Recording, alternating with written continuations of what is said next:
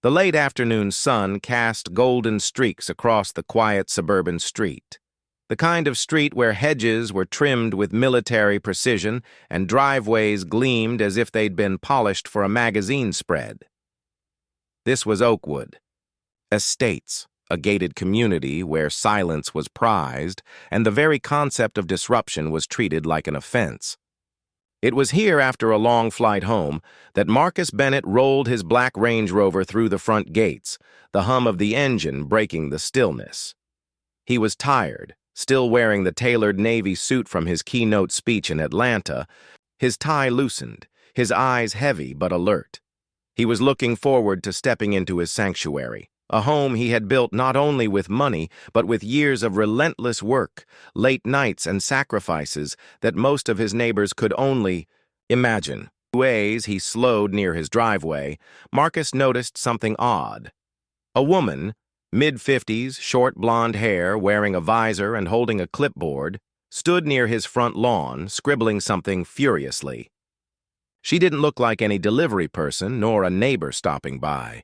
Her posture was stiff, lips pursed in a thin, permanent frown. He had seen her before, vaguely, at an HOA meeting where she had complained for 20 minutes about unsanctioned lawn ornaments.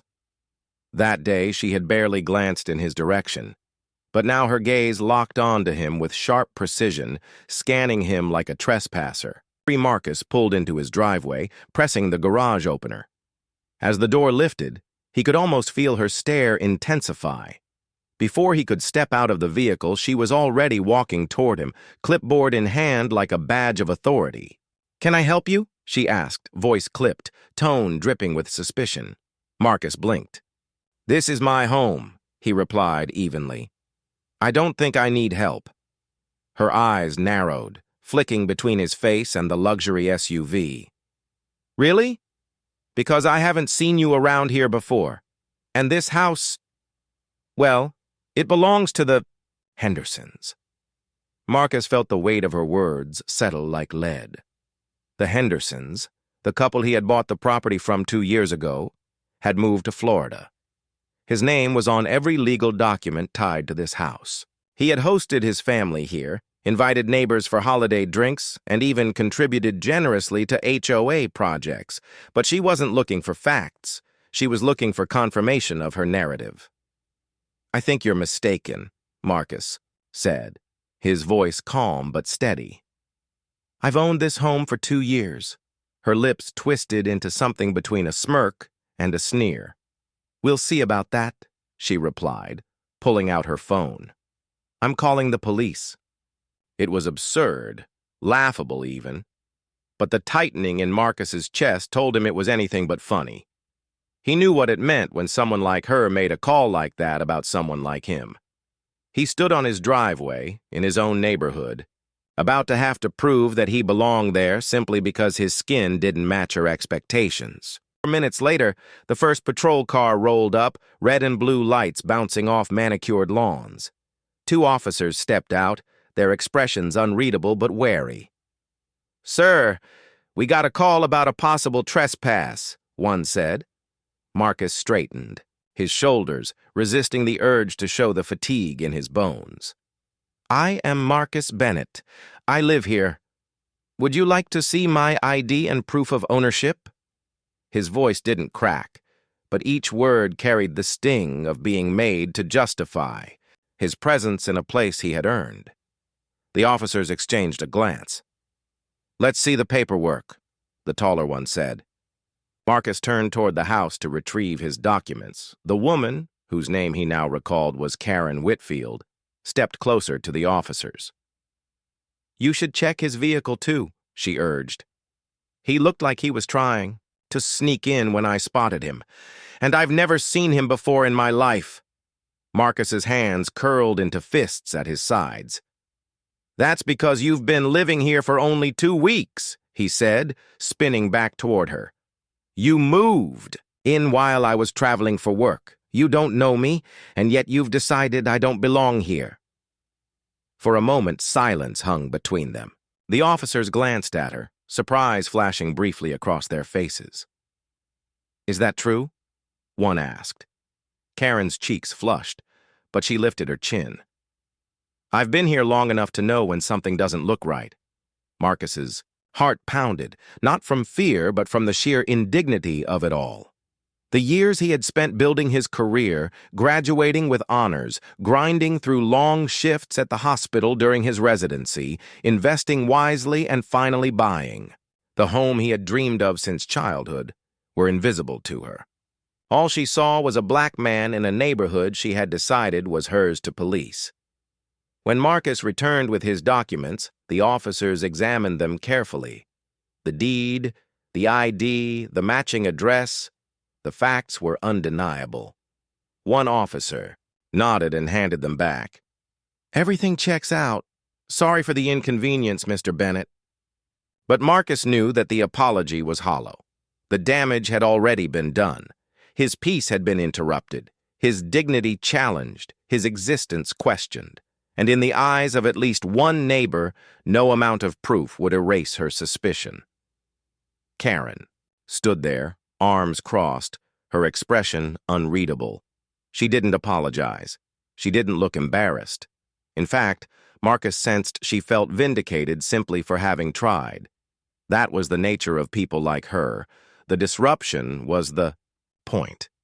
He could have walked away then, closed the garage, locked the door, and shut her out of his mind.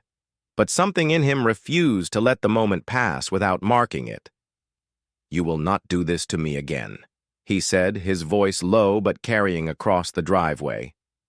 "This is my home, and I will not have to explain that to you or to anyone else ever again." Karen blinked, as if startled by the steel in his tone. The officers lingered a moment, then returned to their patrol car, leaving the cul-de-sac in uneasy quiet. As Marcus stepped inside, the familiar scent of cedar wood and the soft hum of his climate system greeted him.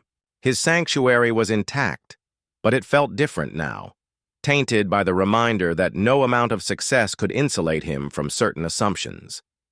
He had worked his way into this neighborhood, but there were still those who believed they had the right to decide if he belonged. What Karen didn't know, and what Marcus was certain she would soon learn, was that he was not the type of man to let injustice slide quietly into the background.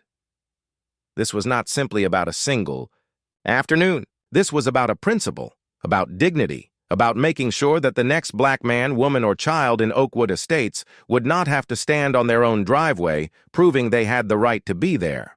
6 that night. Marcus sat in his study, the soft amber light pooling over the mahogany desk where contracts, medical journals, and personal letters were neatly arranged.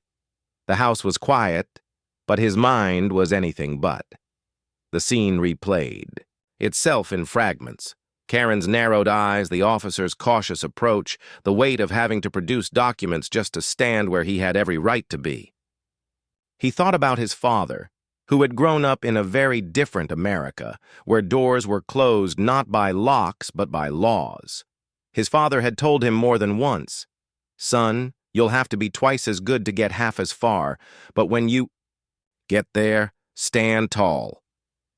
Marcus knew he couldn't just let it go. This wasn't about revenge. It was about drawing a line in the sand, not only for himself, but for anyone who came after him. Oakwood Estates prided itself on being a community. But what good was community if it could be fractured by prejudice in an instant? The next morning, he drafted an email to the HOA board. It was measured, professional, but unflinchingly direct. He described the events in detail, including Karen's accusations, the police call, and the humiliation of having to verify his own residence.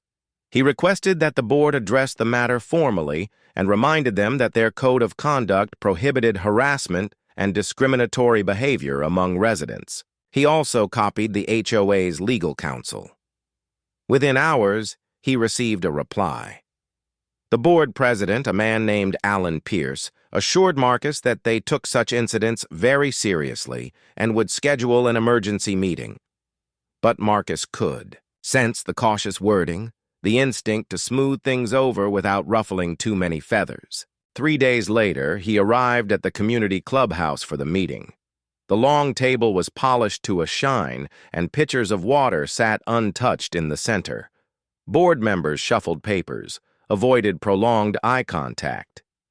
Karen was there, sitting 2 seats away from Alan, her posture rigid, arms crossed.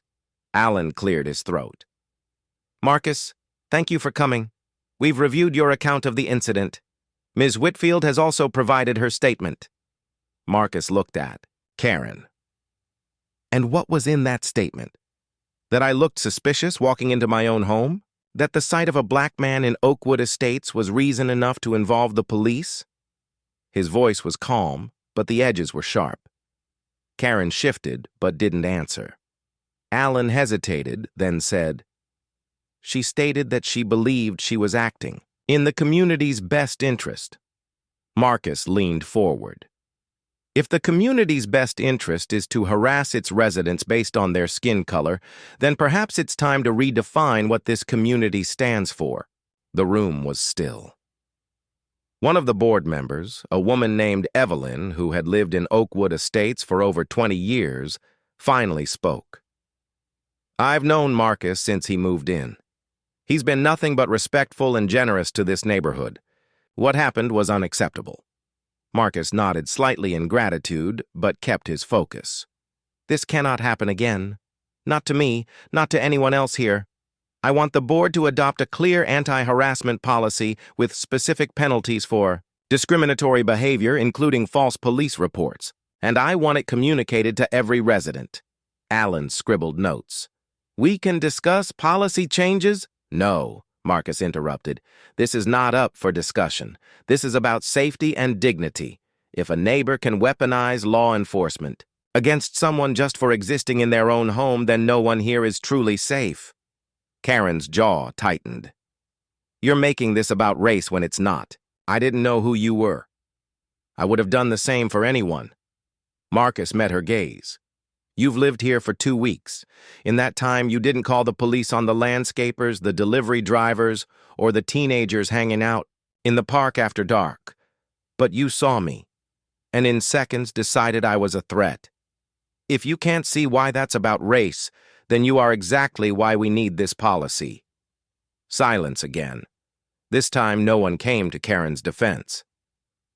In the days that followed, the HOA board drafted and passed the policy Marcus had demanded. It outlined consequences for harassment, including fines, suspension of HOA privileges, and, in severe cases, legal action. It also required all residents to attend a mandatory workshop on diversity and community relations. The letter announcing the changes went out to every home, bearing the HOA seal. Marcus didn't take satisfaction in humiliating Karen. That was never the goal. But he did feel a measure of justice in knowing that her actions had forced the community to confront its blind spots. The workshop was scheduled for the following month, and Marcus volunteered to speak at the opening session.